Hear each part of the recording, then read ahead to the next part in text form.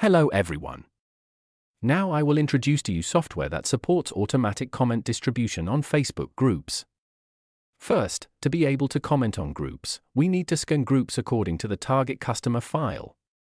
Enter the keyword for the group you want to search, enter the number of groups you want to scan, then click Start. The groups have been scanned by the software on the screen.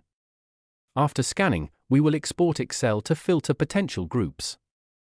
Here we will have the parameters of the scanned groups: group ID, group name, group type, and group status.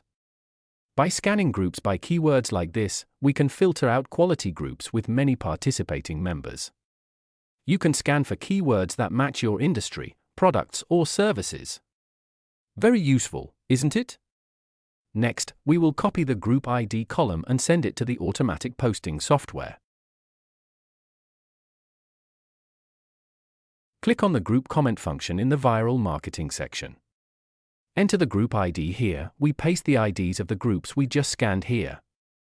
Select the accounts you want to use for automatic comments, choose the content you want to post. Okay, so the setup is done. Now click Start and follow along with me. Each of these small browsers is a Facebook account that is automatically commenting into groups.